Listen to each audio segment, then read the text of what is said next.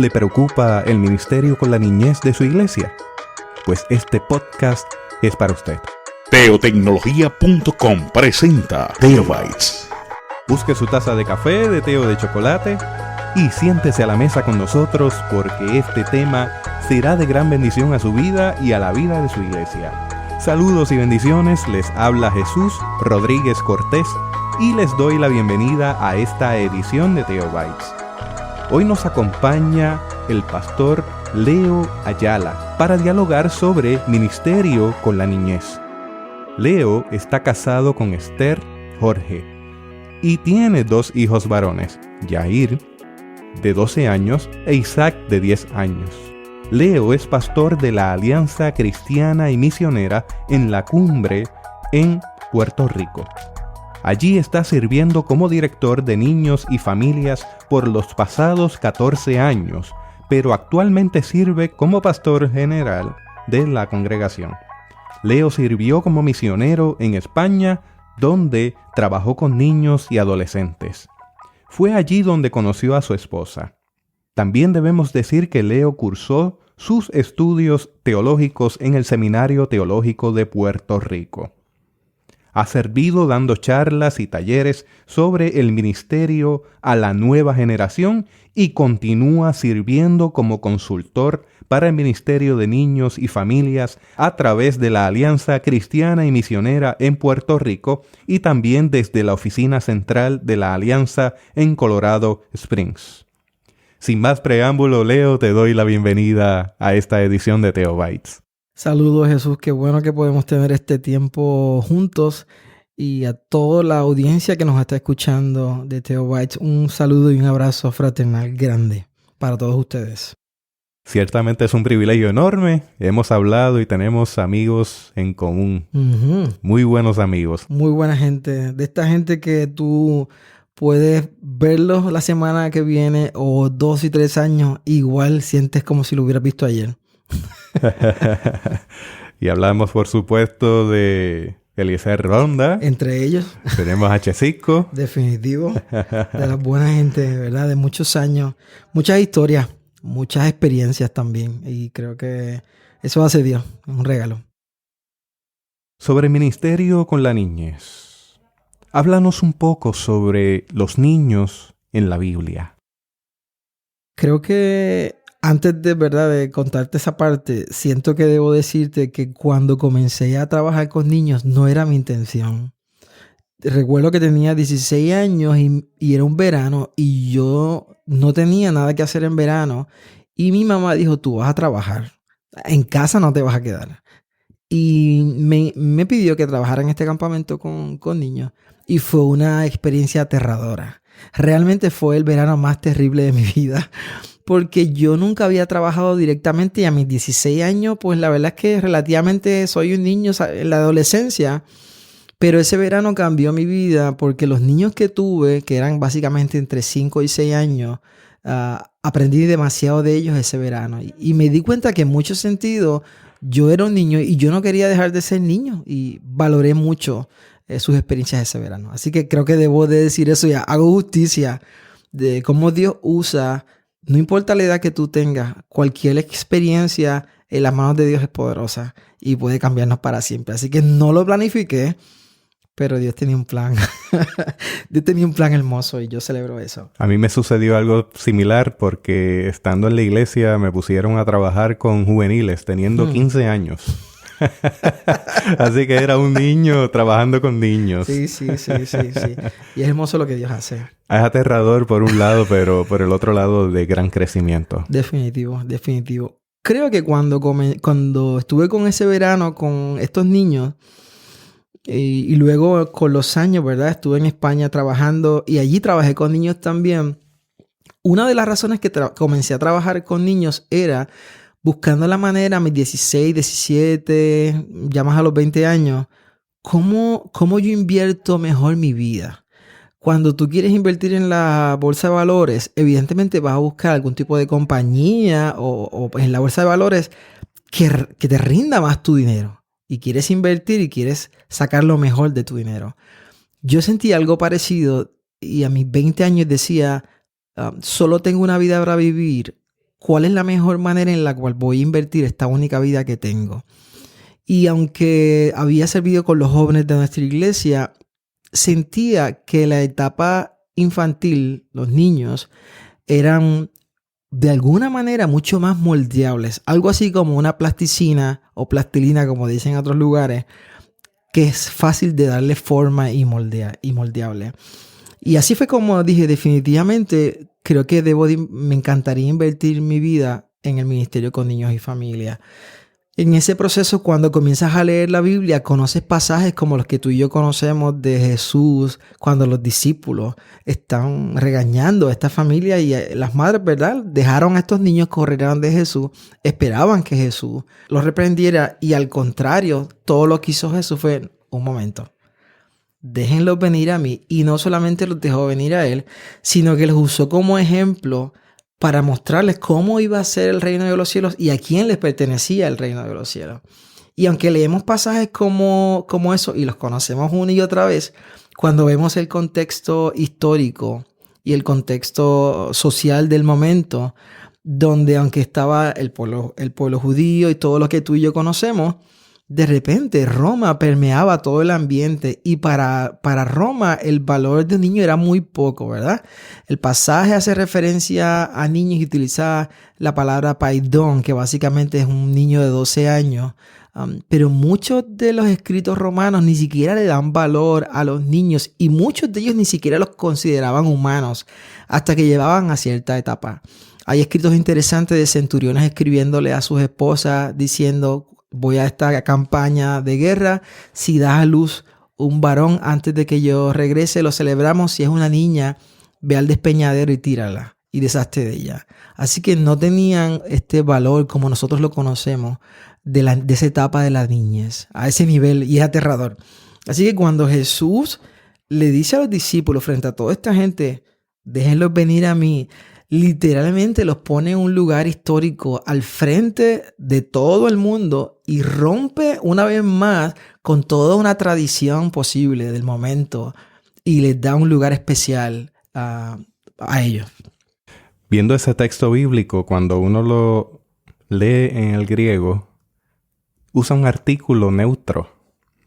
No dice el niño o la niña, exacto, o los niños o las niñas, dice ta tekna. Uh-huh. Y ta es un artículo neutro que se utiliza para denominar una mesa, un animal, una cosa. O sea, exacto, que si uno mira la riqueza bíblica, Cristo le está diciendo a sus discípulos, dejen que eso que el mundo llama cosas venga a mí porque va a heredar el reino de los cielos. Así que has dado ahí un punto muy importante sobre el ministerio de la niñez. Definitivo. Y una de las cosas que más hablamos en el ministerio que estamos trabajando con niños y familias, y digo niños y familias porque los niños no vienen solos ni nacen debajo de la tierra, no nacen así porque sí. Si hay niños, hay familia.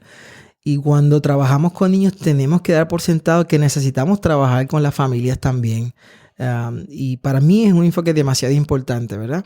Y que podemos tocar más adelante, pero volviendo a este tema de los discípulos, una vez más Jesús le da este lugar hermoso a los niños, los usa como ejemplo y siente un precedente impresionante para la historia, ¿no? Y es una de las cosas que vemos una y otra vez en Jesús. Pienso a veces cuando leemos textos como ese, los rostros de los discípulos, una vez más desencajando y decir, Jesús, ¿qué es lo que tú estás haciendo?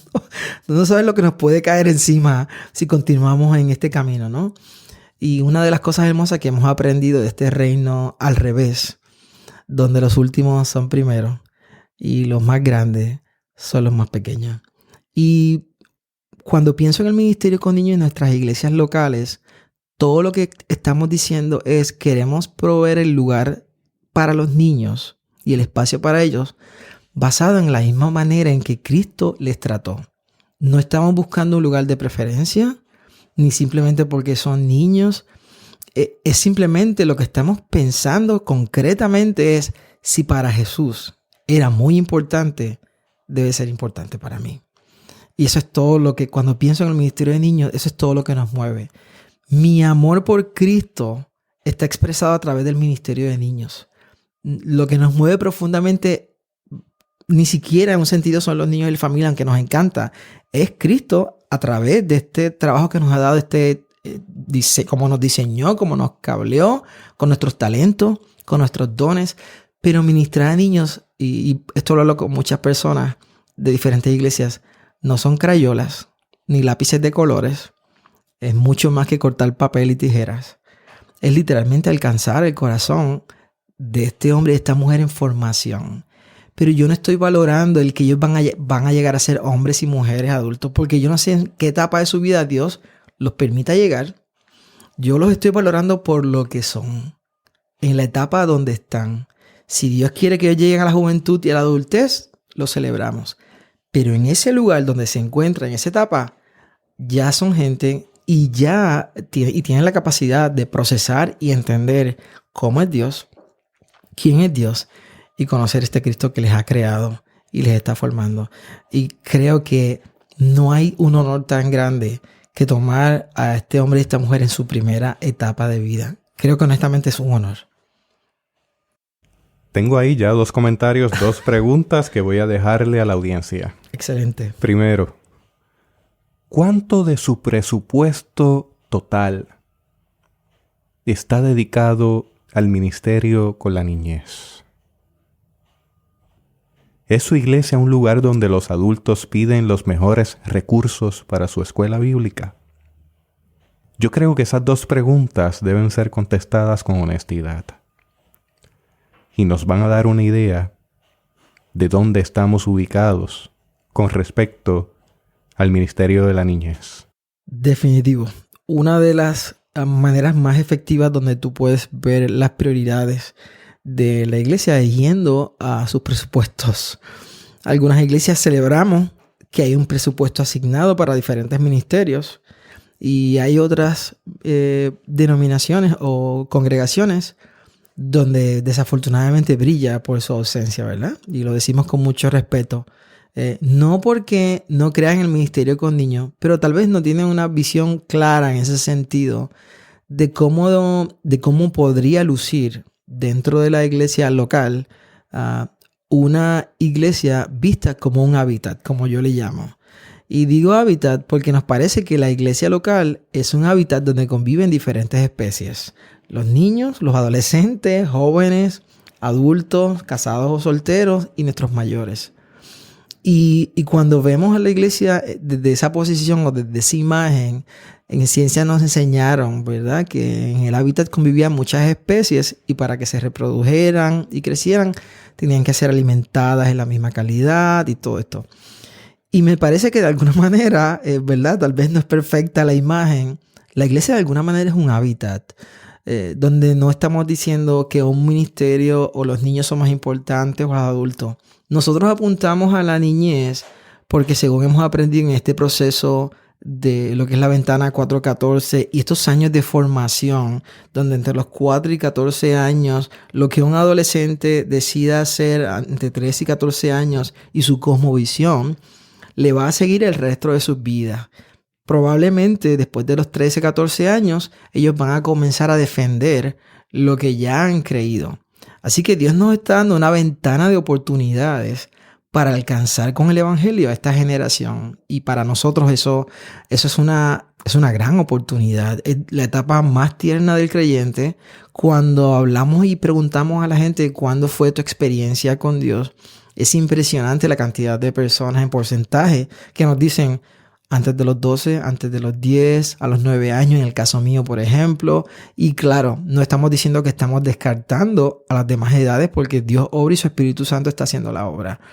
Pero es impresionante la cantidad de personas que a esta tierna edad pueden procesar literalmente el evangelio y su experiencia y su crisis de conversión, porque de alguna manera le llamo crisis porque es una crisis cuando tú te das cuenta quién eres como pecador y ves la cruz y este camino a Cristo y estos brazos extendidos diciéndote, sé quién eres, te estoy diciendo quién eres y también te estoy mostrando el regalo para ese perdón y esa salvación. Entonces, nos parece que la iglesia es un lugar, es este cuerpo de Cristo que no necesariamente representa edades, sino seres humanos. Él dijo, vine a buscar lo que se había perdido. No dice la edad, no dice si eran hombres o mujeres, no dice si tenían necesidades especiales o no. Él dijo lo que se había perdido. Y si Romanos está correcto, que entendemos que sí, que toda la palabra está correcta, todos hemos pecado y estamos separados de la gloria de Dios. Así que este evangelio es para todos. Y cuando un niño acepta a Cristo Jesús como su Salvador porque entendió, Dios no le da una porción pequeña del Espíritu Santo porque ese niño o esa niña es pequeño. Él recibe el Espíritu Santo como un hombre adulto o una mujer adulta. Y entonces Dios no nos da cantidad de su amor. Dios no nos da cantidad tampoco de su Espíritu Santo. Y para mí eso es muy serio. Y es sagrado, como lo es todo en la iglesia. Así que cuando miramos a un niño y una niña, no lo miramos como lo que va a llegar a ser cuando crees que tenga la misma altura que nosotros, sino lo miramos como Dios lo ve, con todas sus virtudes, con todas sus luchas, como nosotros también tenemos como adultos. Y vemos definitivamente un mundo de posibilidades, pero valoramos lo que ya es y dónde está y lo que está entendiendo y procesando de ese evangelio glorioso y hermoso de Cristo Jesús. Leo, hablemos un poco sobre la formación espiritual de los niños, de esa niñez en la iglesia. Uh-huh. Y me gustaría también que fueras pintando en ese lienzo la necesidad de una pastoral intergeneracional. Definitivo. Creo que una de mis mayores preguntas cuando comencé a trabajar con niños era que los padres traían a sus niños el domingo y algunos de ellos se iban. No porque no fuesen parte de la comunidad de fe, pero simplemente no estaban conectados a lo que estaba pasando. Y mi pregunta comenzó siendo, ¿de quién es la responsabilidad espiritual de esta formación? ¿Es de la comunidad de fe, de la congregación? ¿O comienza en la familia si los padres son creyentes? Porque si papá y mamá no eran creyentes, pues yo podía entender que de alguna manera necesitábamos adoptarles en algún sentido, ¿no? Y es ahí donde continuamos leyendo textos hermosos como los de Deuteronomio, que conocemos una y otra vez, capítulo 6. Los sabemos, los conocemos como la Shema, esos versos. Escucha, oh Israel, amará al Señor tu Dios con todo tu corazón, con toda tu mente y con todas sus fuerzas. Y más adelante continúa diciendo, estas palabras las vas a hablar a tus hijos al levantarte, al acostarte, como yo digo, de camino a la escuela, de regreso a la escuela. Y nos parece que todo ese hermoso pacto de Dios con Israel, esa escena donde Moisés no va a entrar al pueblo de Israel, ese Deuteronomio que significa repetir la ley para este pueblo, que Moisés profundamente sabe que no va a entrar, pero sabe también qué tipo de pueblo es el donde van a entrar. Politeístas, todo lo que estaba pasando internamente, este lugar prometido, que de alguna manera si llegamos al lugar que nos prometieron, pero nos olvidamos del Dios que nos prometió esa tierra, todos habremos perdido. Y de repente cuando escucha, oh Israel, Jehová nuestro Dios uno es, los niños nos decían, Leo, pero es que yo sé que hay un solo Dios. Yo le dije, sí, pero todo este pueblo va a entrar a un lugar donde hay cientos de dioses. Y ese, en esencia, ese comienzo era demasiado importante para recordar. Shema se traduce como escucha, Uh-huh. pero tiene otro nivel de significado. Y eso es importante también traerlo a nuestra conciencia. No es simplemente escuchar, no es simplemente repetir. Shema significa escucha y obedece. Escucha y obedece, pueblo. El Señor es uno, el Señor uno es. Qué importante es la acción. Qué importante es llevar a cabo esto que conocemos. Y yo creo que de eso se trata.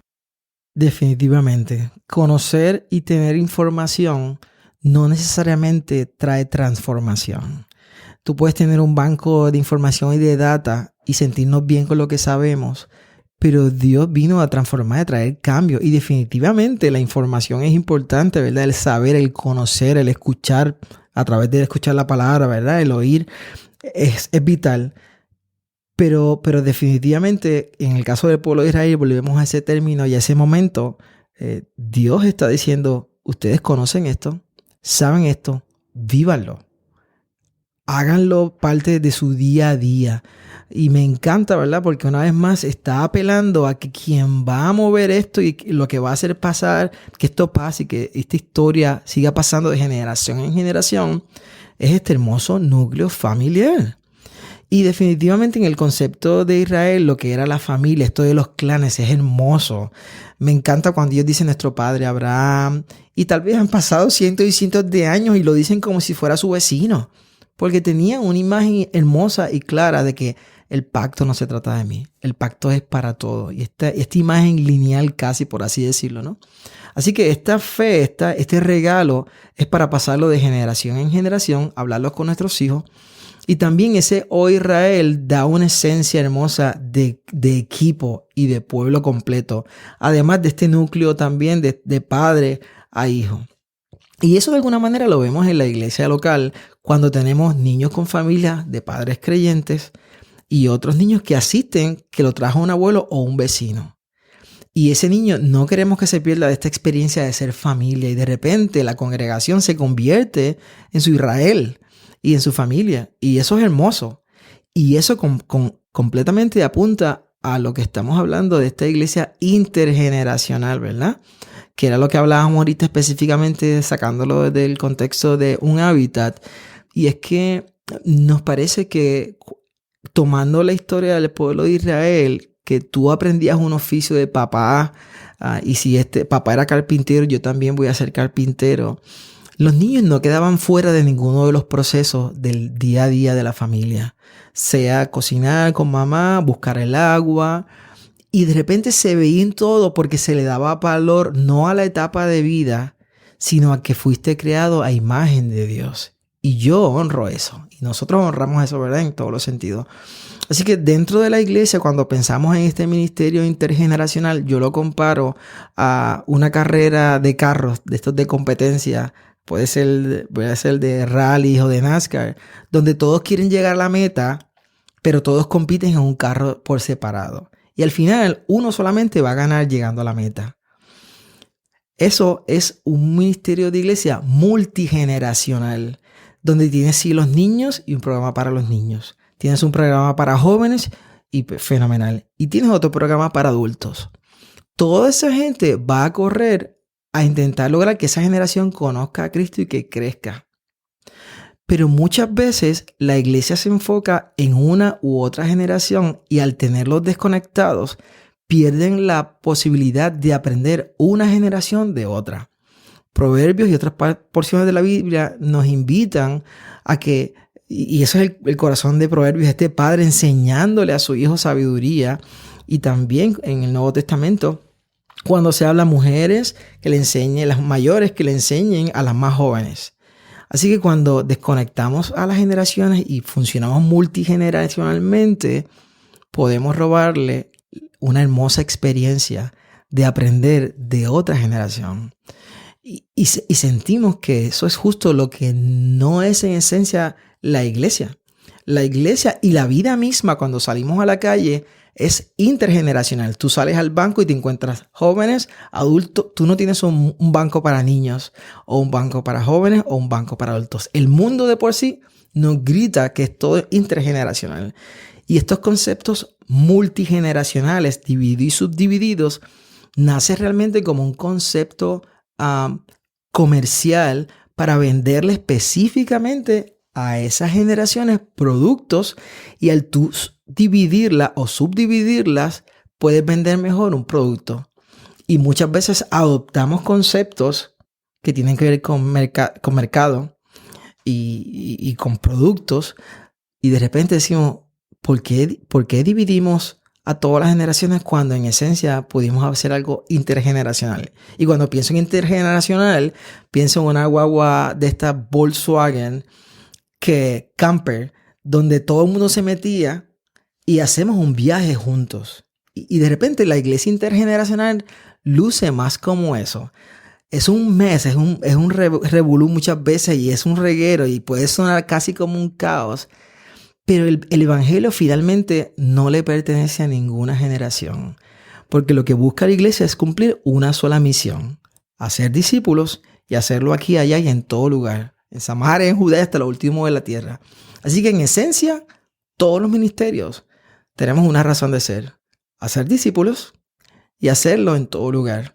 En la etapa donde estén, pero todo apunta a Cristo y a la cruz. Yo no quiero ganar nada con el ministerio de jóvenes. Yo no quiero ganar nada ni voy a jalar. Si yo no tengo eso claro, va a haber una batalla campal en la iglesia local porque todo el mundo está jalando para su ministerio. Y finalmente, yo lo que quiero es que Cristo gane. Yo quiero la proclamación del evangelio, hacer discípulos en la edad en la que estén, y quiero que puedan valorar cada generación, porque al fin y al cabo una generación va a pasar. Y yo tengo ahora 40 años, mi generación va a pasar, va a venir otra. Y si yo cierro todo para que luzca como una generación, una va a quedar completamente desconectada. Y de repente cuando a veces escuchamos cánticos, por dar un ejemplo en la iglesia local, donde alguien puede decir, me gusta más este cántico que es un himno que podemos llamar antiguo, ¿verdad? Y otros dicen, este cántico es más moderno, que tal vez no es la expresión ni el término correcto. Y de repente hacemos de los dos cánticos esta unión, este blend, esta mezcla. Y cantamos una parte de uno mezclado con el otro. Y todos abrieron los ojos y dijeron, este cántico nunca lo habíamos cantado. Y es por eso, ¿verdad? Yo siento que, una vez más, que todo se trata de Cristo. Realmente no se trata de mi generación ni de ninguna. Que muchas veces nuestros conceptos generacionales son los que permean en la iglesia.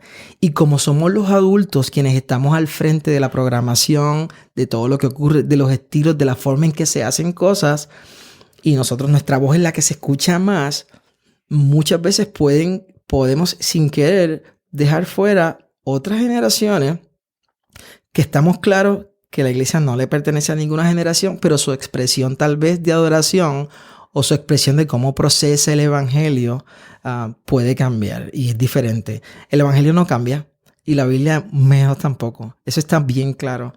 Pero un niño que ha nacido viendo 3, 4 horas, 6 horas diarias televisión o cualquier tipo de electrónico, que pasa más de 7 horas en su escuela y que las estadísticas dicen que pasa menos de 20 minutos hablando de principios y valores con su familia, va a tener una cosmovisión muy diferente a la nuestra en ese sentido. Hay eventos que marcan una generación y hay personajes que marcan una generación. Nuestra generación de los 80, pues tenemos diferentes eventos que ocurrieron en esa época, en esas décadas, como la de los 60, por mencionar la guerra de Vietnam, por ejemplo, y otros personajes políticos y artísticos que dan una influencia impresionante de esa generación. Literalmente, eso lo vamos a ver reflejado en todos los aspectos de la vida e incluso de cómo vivimos como iglesia. Y tenemos muchas veces conceptos que traemos que literalmente son generacionales.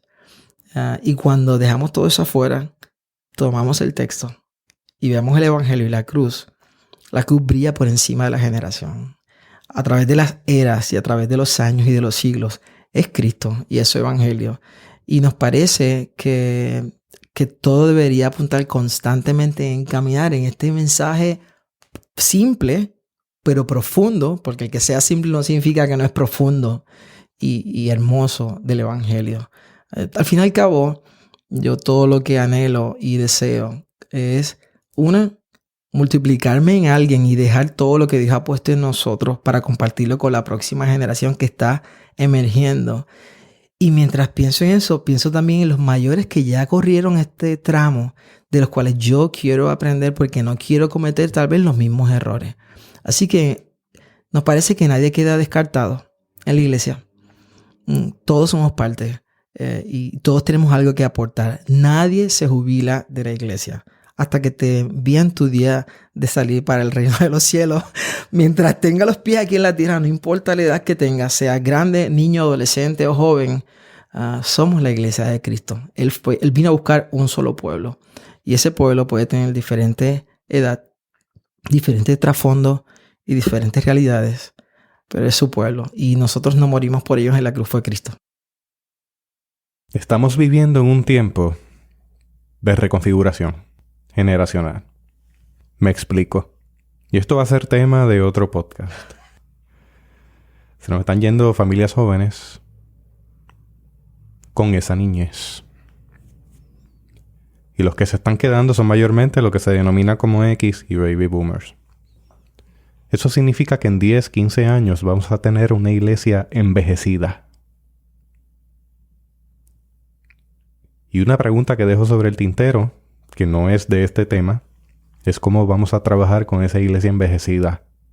Y cómo somos pertinentes a ministerios dirigidos a esas generaciones. Cierro paréntesis. Y vamos a la niñez. Los niños en la iglesia, Leo. Háblame un poco sobre tu ministerio, el ministerio que lleva esta iglesia, Alianza Cristiana y Misionera, y tus recomendaciones en cuanto a actividades, acercamientos, educación y todas estas cosas que te apasionan. Definitivo. Creo que una de las cosas que aprendí mientras comencé a trabajar con los niños y las familias, uno, era que tú pastoreas el corazón de un niño, pastoreas el corazón del equipo que está trabajando con esos niños y pastoreas el corazón de los padres y las familias de esos niños. Así que uno de los retos interesantes de los que estamos al frente de ministerios de niños es que tenemos como un combo. Tienes a los niños por un lado, tienes a su familia y tienes un equipo que está trabajando con esos niños durante los domingos. Y parte de lo que nos dimos cuenta en el proceso era que llevábamos haciendo un buen ministerio de niños fructífero. Y de repente sentíamos que lo que estábamos haciendo no estaba siendo tan efectivo con esta nueva generación que había comenzado y que estaba naciendo. Uno de los retos más grandes del ministerio de niños es cambiante constantemente. Las estadísticas dicen que cada 3 años la generación de niños o los niños mientras van subiendo adoptan nuevas conductas o nuevos conceptos y de alguna manera cambian algo en cómo procesan y cómo ven las cosas. Y eso me parece interesante por el acceso a la información y el poco control que muchas veces como familia, y lo digo porque soy padre igual que tú, Jesús, y muchas veces tenemos amigos, ¿verdad? Que nos preocupa tal vez el aparato que tiene el niño electrónico de acceso a la red, internet, y la poco control y cómo todo eso puede afectar en muchos sentidos. Así que una de las cosas que vimos era, vamos a ver, el ministerio, el evangelio no cambió, pero lo que yo hacía 20 años con los niños, esos no son los niños que tenemos ahora. Esos niños ahora son jóvenes y están en la universidad.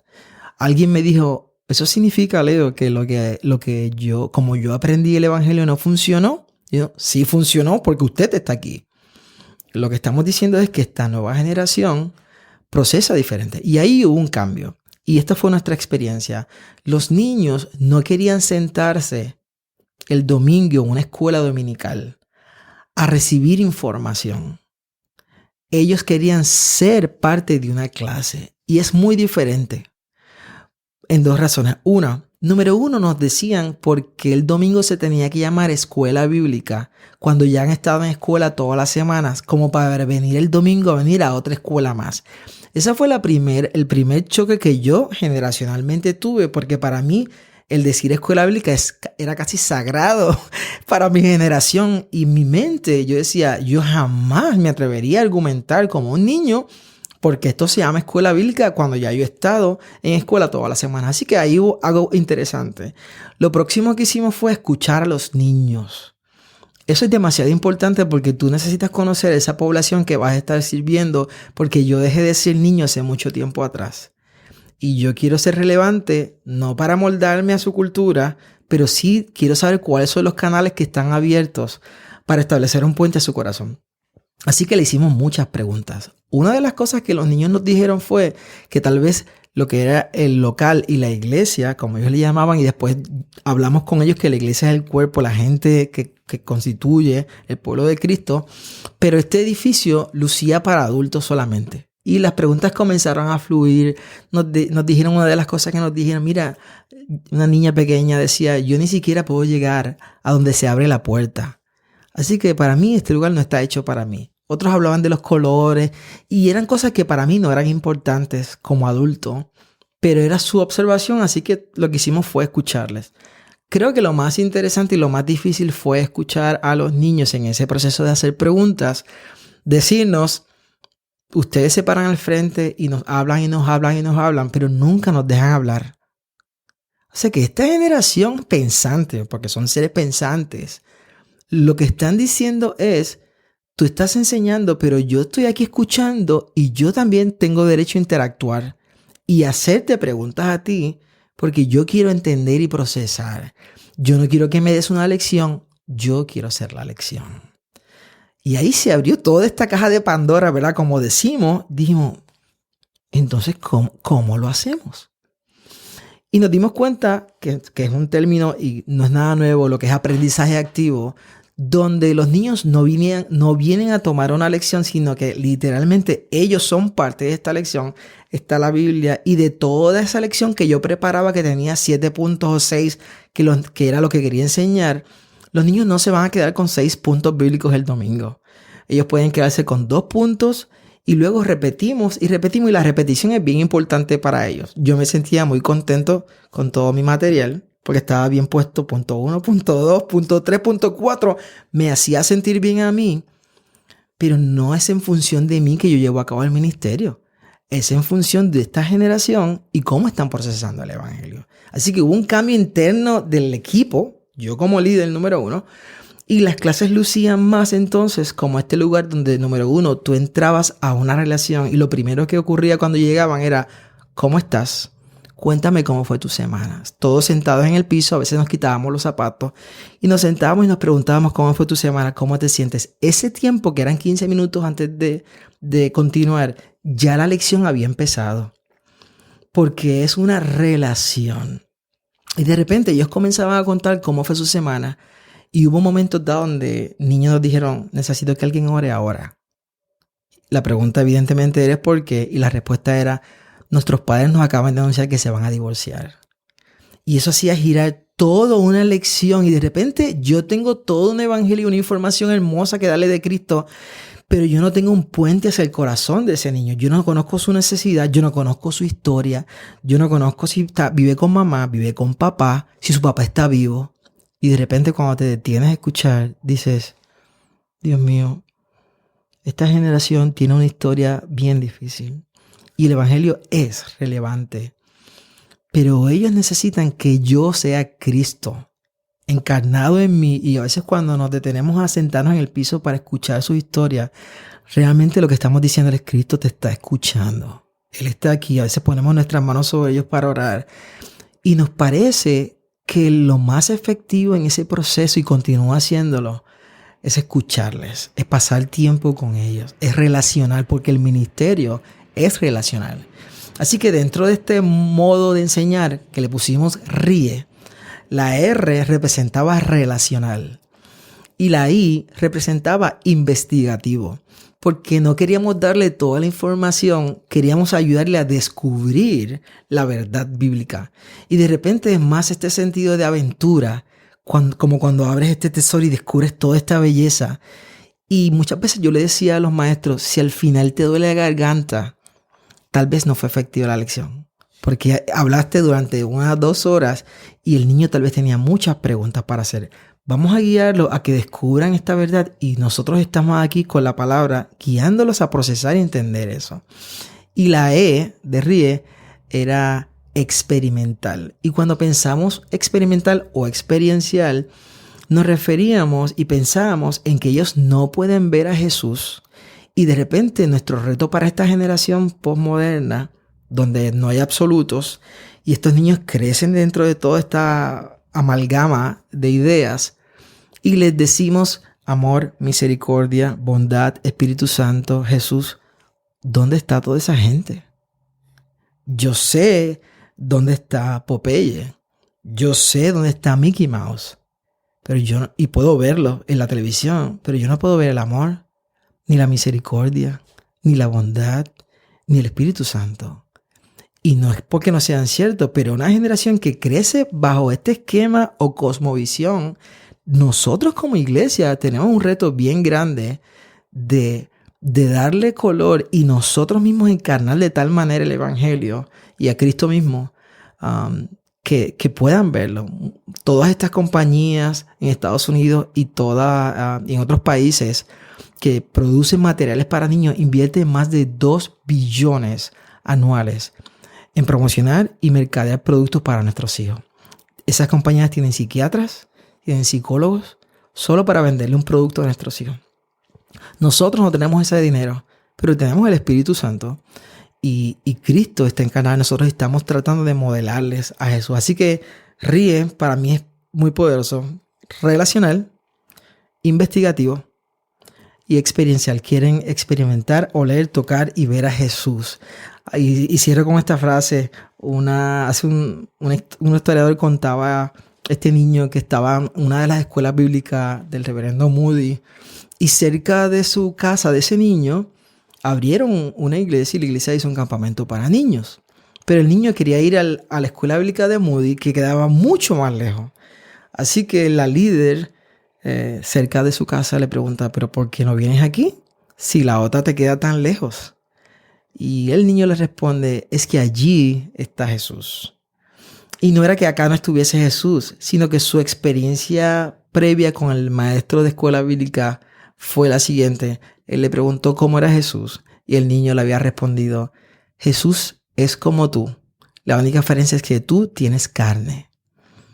Y para mí es bien poderoso eso porque los niños no pueden ver a Jesús, nos ven a nosotros y ven a los padres. Y esos primeros conceptos de cómo es Dios como un padre no se formaron de la noche a la mañana. Comenzaron a formarse de su pequeña niñez, de que son bebés. Desde cada beso y abrazo y cada cariño. Cuando el niño crece, yo le digo, Dios es un padre que te ama, que te aprecia, que te cuida. Va a tener una referencia directa de su desarrollo inicial. Por eso creemos que esta etapa es demasiado importante. No es cualquier cosa. Y nosotros queremos aportar a ser un equipo con el Espíritu Santo y con Dios para levantar nuevas generaciones para Él. Un día no vamos a estar. No necesitamos ser recordados ni por nuestros nombres, ni por nuestros ministerios, ni por ninguna hazaña. Queremos que recuerden el Cristo que les salvó y que cambió sus vidas. Sabes que hace algún tiempo compartí con un grupo de niños que no tienen cultura de iglesia y que llegaron a la iglesia y ha representado un reto grandísimo a todos los supuestos. No solamente son posmodernos, son niños que no tienen una cultura de iglesia, no nacieron allí. Y el reto que tuve en la mano fue explicarle sobre el Espíritu Santo. ¿Qué es eso? Nada más y nada menos. En nuestra jerga evangélica eso es pan y jalea. Pero para una niñez que quizás no ha tenido la oportunidad de formarse desde el vientre en la comunidad de fe es algo difícil de entender. ¿Cómo explicarle? Así que tomé una fruta, un cítrico, una mandarina, para ser más específico. Y le puse una mandarina en la mano a cada uno. Y mientras yo hablaba sobre el Espíritu Santo, seguían salivando mirando a la fruta. Y yo comencé a remover la cáscara. Y comenzó a salir el zumo. Y a llenar ese lugar con el olor al cítrico. ¿Cómo explicarle la Trinidad? Así que, en resumidas cuentas, la cáscara, Padre, pulpa, Hijo, y la esencia de Dios, la hipóstasis, esa presencia que inunda con perfume, el Espíritu Santo. Así que el zumo de la mandarina, allí los llevé. No lo pueden ver, no lo pueden tocar, pero no significa que no existe. Lo pueden oler. E impregna todo el lugar. Así que terminamos esa lección culminando con que la esencia de Dios, el Espíritu de Dios, lo llena todo. No lo puedes ver, no lo puedes tocar, pero lo puedes sentir. Con esto quiero decir, con un pequeño ejemplo, que no solamente quieren hablar, es que necesitan un acercamiento de formación, algo distinto a la educación bancaria a la que usted y yo fuimos sometidos. Yo hablo, usted guarda silencio, porque lo que yo voy a decir es ley. Sí, era esta época, esta mentalidad, industrialización, ¿no? Producimos cosas, producimos gente y producimos pensamiento. Y de repente te enfrentas a una generación que te va a decir, un momento, yo tengo cerebro, yo tengo preguntas y yo busco respuestas.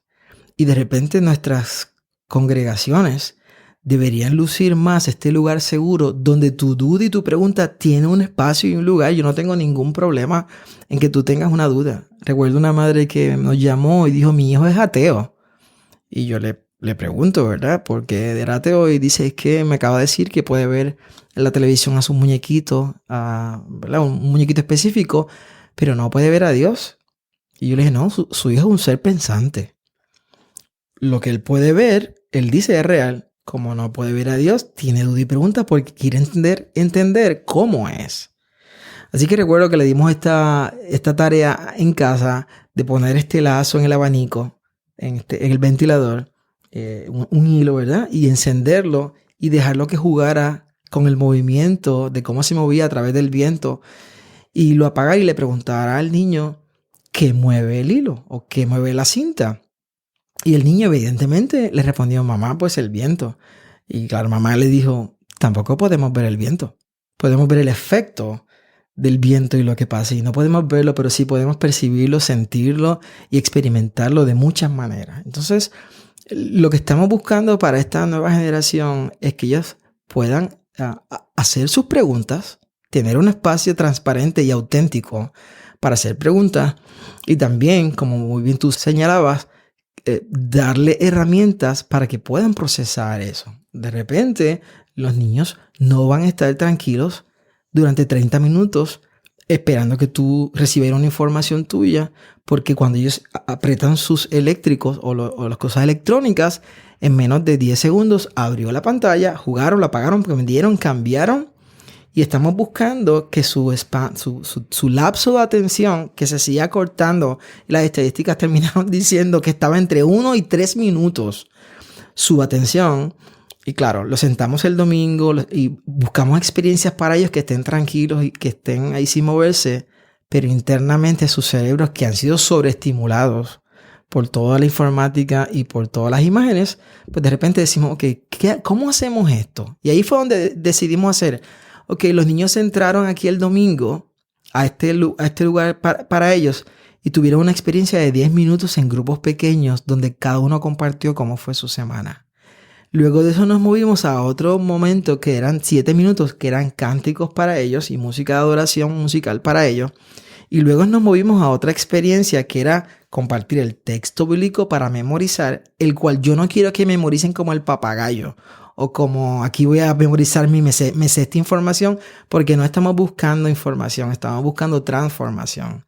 Así que lo primero que hacemos es explicar qué significa ese texto profundamente, con imágenes y con sonido, y luego con movimientos memorizamos la canción, porque como yo hago hago una relación del texto con el movimiento que puedo recordar, esos aprendizajes activos, y luego tenemos todo un refuerzo a través de diferentes herramientas bíblicas.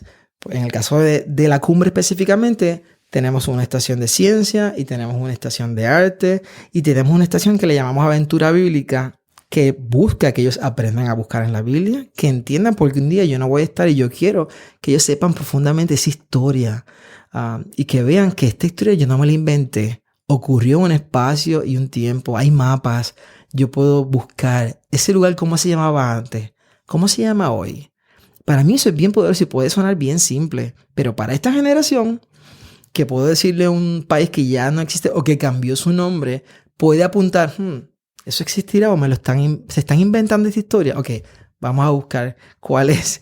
Y claro, ellos tienen todos estos mapas, tienen internet, tienen Google y tantas herramientas. Y nosotros lo que estamos diciendo es, ok, ¿cómo usamos entonces todas estas posibilidades y herramientas que tenemos? El reto realmente, Jesús, en el fondo, es nuestro de los adultos. Es sentarnos y escucharlos y decir cuáles son los canales que están abiertos hacia ellos. Para eso representa que mis conceptos, y como yo aprendí el Evangelio, lo voy a poner aquí, lo estoy valorando y lo celebro porque yo estoy aquí gracias a esa época y los maestros y toda esta gente hermosa que Dios usó. Pero yo voy a buscar estos canales y estas herramientas que son más efectivas para esta generación. Todo lo que yo quiero es que ellos se encuentren con Cristo. Eso es todo mi anhelo. Lo que nos está diciendo Leo, tengo un paréntesis, es que si usted desea entrar en contacto en la formación espiritual de la niñez, necesita diseñar tiempos, espacios, actividades. 50 minutos tiene. Necesita 5 actividades distintas que pueden incluir cantar. Necesita tener de forma ya casi obligatoria una proyección, juegos, permitir que utilicen sus aparatos electrónicos en actividades dirigidas, una recomendación. Envíelos a los alrededores de la iglesia y pídanle que tomen una foto de un lugar o de algo donde Dios se les revela. Tráigalo, móntelo y permítanle que le explique dónde vio a Dios. Se va a sorprender. Se va a sorprender. Dando espacio para el diálogo intergeneracional, con sus contextos, con sus tiempos, por supuesto, dirigidos. Pero esto hay que diseñarlo. Ya no es sentarse en una mesa a dar una lección de 50 minutos, donde al fin y al cabo yo puedo levantarme y decir, puedo colocar una marca aquí que cumplí con esta misión del día de hoy. Pero a lo mejor no logramos el cometido. Mire el ejemplo de la fruta. La próxima vez que esa niñez vea una naranja, mandarina, y la lleve a su boca, se va a acordar del Espíritu Santo. Y se va a acordar que Dios Padre, Dios Hijo, Dios Espíritu Santo son uno, como la mandarina es una, con sus diferentes partes.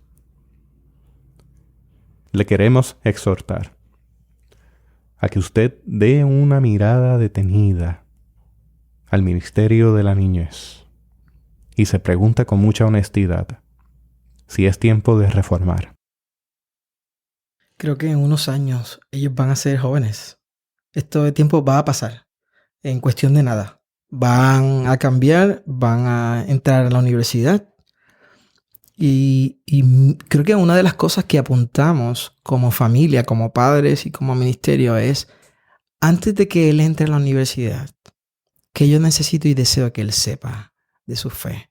Cuando se comience a acercar a otros círculos retantes en términos de apologética, en términos de mi defensa de la fe, qué es lo que creo. Nosotros estamos buscando que esta fe que ellos están conociendo a Cristo, cómo se expresa esto, cómo es Dios. Nosotros queremos que ellos vivan esto fuera de 4 paredes y fuera de una programación. Esta generación lo que nos está diciendo en muchos sentidos con todos estos cambios generacionales es, yo no quiero ir a la iglesia, yo quiero ser la iglesia. Para mí la fe hace sentido cuando no es un interruptor que se prende y se apaga el domingo. Y eso es otro tema completamente. Pero hace sentido cuando esta fe que me enseñan el domingo, mi papá la lleva a casa el lunes y ese domingo por la tarde la vivimos lunes, martes, miércoles, jueves, viernes, sábado.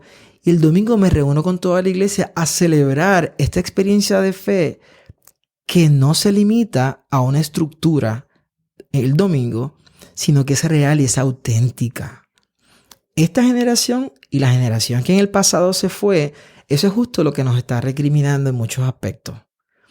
Que mi padre era algo, mi mamá el domingo, pero fuera del domingo era algo completamente opuesto Así que una esencia interesante cuando hablamos de la formación del niño entre familia e iglesia, nosotros los padres tenemos una responsabilidad bien grande y somos los mejores que podemos expulsar hacia afuera a nuestros hijos de las comunidades de fe.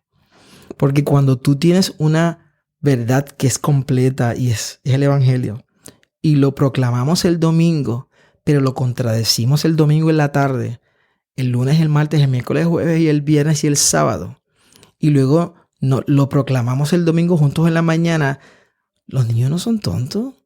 Ellos están viendo, ellos están procesando. Y cuando tengan la capacidad de tomar una decisión, van a decidir no por el Cristo que fue proclamado el domingo, sino por el Cristo que fue proclamado domingo en la tarde, el lunes, el martes, el jueves, el miércoles, jueves y viernes y sábado. Porque yo no quiero dar mi vida por una causa de 1 hora y 20 minutos el domingo. Yo quiero dar mi vida por una causa que sea un estilo de vida y profundamente todos estamos buscando una razón por la cual dar nuestra vida. Y como familia y como iglesia podemos hacer un hermoso equipo para que en efecto eso pase. Y honestamente, yo soy el pastor de la cumbre, la Alianza Cristiana Misión de la Cumbre, y yo no quiero ser parte de algo que no rete mi vida a vivir esta experiencia auténtica y profunda fuera de 1 hora y 20 minutos el domingo.